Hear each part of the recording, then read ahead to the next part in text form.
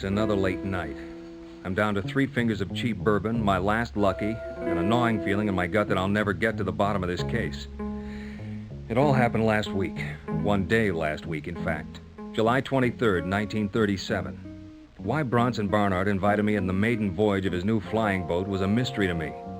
But then, to a detective, mysteries are common. That is, unknowns are common.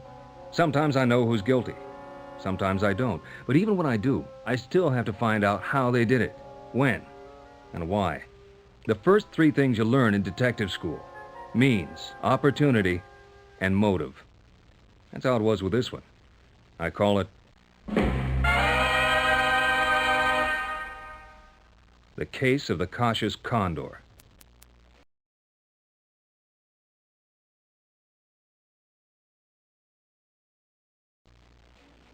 I arrived at Pier 7 just outside Baltimore at 9:30 in the morning.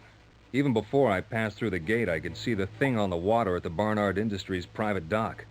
It was one of those big flying hotels the uptown crowd called China Clippers, equipped with staterooms, lounges, dining room, observation decks, the biggest planes ever built. And this one was even bigger, more sleek, more modern, more powerful, more extravagant, just like its designer and builder, Bronson Barnard. I knew Bronson in 1917. The Great War, we called it then. We enlisted in the Lafayette Escadrille, flew battered Nieuports over France, blasting German Fokkers out of the sky and saluting them as they went down. I was pretty good at it. Bronson wasn't quite as good, but like everything he does, he was flamboyant. Except that day a German ace got him in his gun sights. The crowd swooped out of the sun, unloading a belt from his wing gun. Bronson tried desperately to get out of range, but the Hun stuck to his tail like gum on a new shoe. I could see my pal was finished if I didn't do something. I yelled, "Keep away from him, Bronson! I'll take care of it!" I did a triple roll around the German's triplane and came up under him, spitting lead from my forward machine gun. The bewildered crowd must have heard his tail rip with bullets, because he let go of Bronson and did a right wing over to get out of my sights. But I figured he'd do that. And I finished an Immelman before he got level. I unloaded another volley into his right side, and it was all over.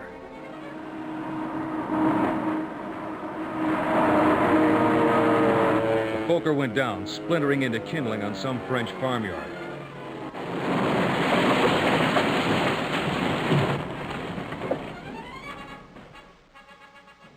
Bronson had seen it all and threw me a thankful salute.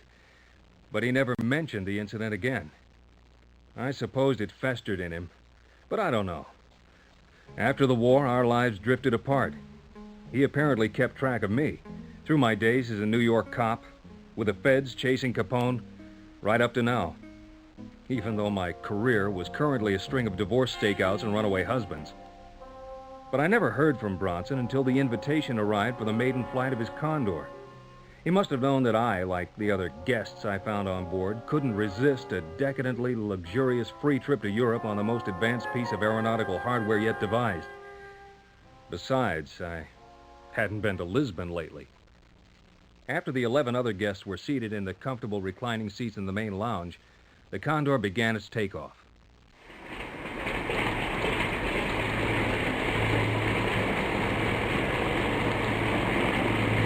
The 6 twin-cyclone radial engines roared to life, kicking up a vortex of sea spray as the huge bird moved away from the mooring.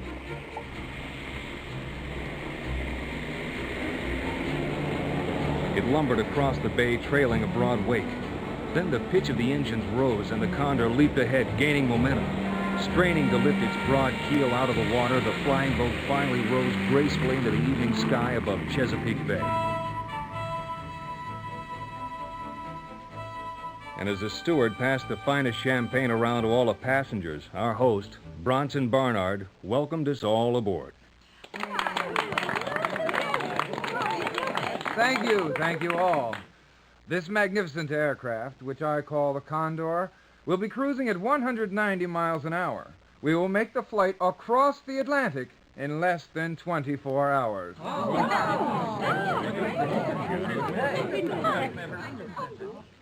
The steward is passing out a list of the passengers, just so we'll all know each other.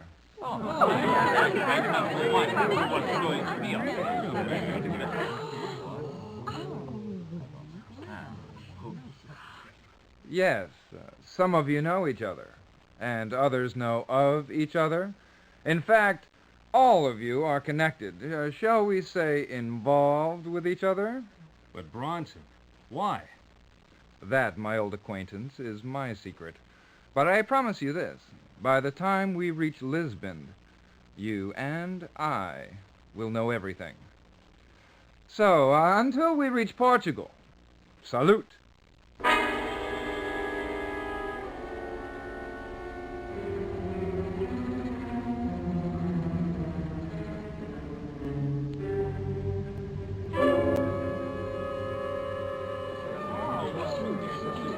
My greatest achievement, Peters.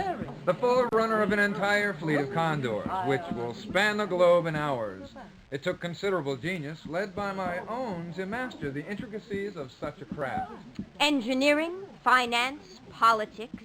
It seems you dominate whatever enterprise you put your mind to. Oh, yes, Miss Simmons.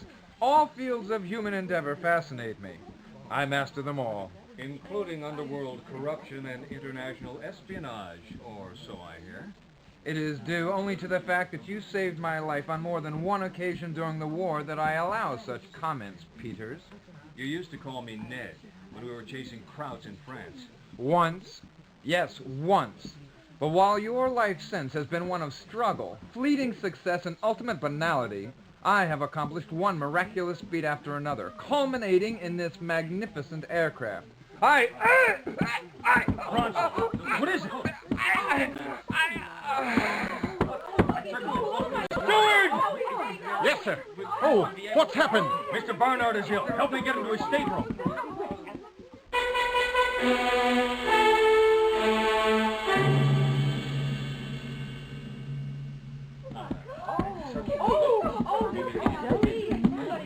What is it, a heart attack? I don't know. I'll tend to him. You tell the pilot to turn around and get this flying hotel back to Baltimore double quick. Yes, sir. Bronson, can you hear me? Ned, help me. Yes, Bronson. We're heading back to Baltimore. No, too soon. What do you mean? Ned, I need the 24 hours to solve a murder. A murder? Isn't that a little more in my line than yours? I wanted to prove I was as good as you. Had to make up for being saved in France. Bronson, you've brooded about that since then? Listen, someone on board is a murderer. They killed a customs agent named Gerald Weltner. Weltner, I think I read about that in the papers. A star witness in a congressional investigation into corruption in the U.S. Customs Department. Weltner was going to expose foreign agents and Americans who were bribing customs officials. But how does that... June 22nd, about 9:30 p.m., Weltner was found sprawled across the ottoman in his townhouse. $10,000 in crisp new bills were on the floor. He was poisoned. But what's that got to do with the Condor? A challenge. A 24-hour trip to find the murderers and get the proof. But why me? I had nothing to do with Weltner's death. Just to show you I could do it. But now, I need you. How? Get the evidence. Expose the killer before the plane touches down. But we're headed back to Baltimore. We'll be there in 30 minutes at the most. Then hurry. Now that they all know that I'm on to them, you can never get them together again. Play them against each other. You'll get the truth. But how did you find out all this? Weltner was my son. But I thought you never married. Illegitimate. The product of a brief fling I had with a chorus girl. I watched over him. Got him the position at the Customs Department. Before he died, he managed to phone me. What did he say? He rattled off a list of names. But he was out of his head from the poison. Talked as if all of them killed him. The police had no lead, so I arranged this fight to catch the killer. Bronson, this is crazy. No, listen. There's a reporter on board, Vera Simmons. She can help you. She's been following the congressional hearings, and there's my notebook. Notebook? My detective's notebook. In my nightstand. It has all the information on all of them. may help. But who do you suspect, Bronson? Get the evidence, Ned. Bronson! Bronson! Who is it? Who is the murderer?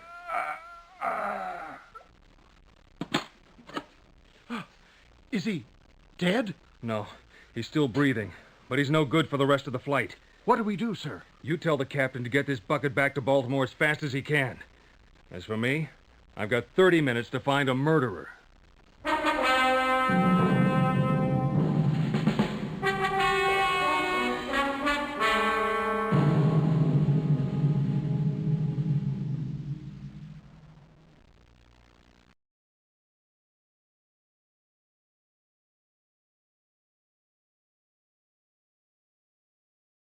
I hate to admit it, but I need your help on this case. I couldn't be everywhere on that short trip, so I must have missed some clues. Use the screen pointer to select a room for me to go to, and we'll see what happens there. If you want to search a room, select the magnifying glass. To accuse one of the suspects, select the handcuffs. Remember, you'll need means, motive, and opportunity to get a confession. But you never know what a nervous suspect will reveal if you lean on him a little. To see how much time you have left before the plane lands, select the watch. Select any of the suspect's pictures, and I'll show you Barnard's notebook. The notebook contains background, means, motives, and opportunity. Select any of these, and I'll tell you what we know so far.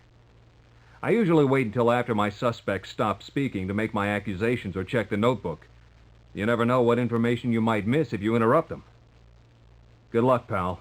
This is a cagey bunch. So don't give up until you catch the rat that killed Gerald Weltner.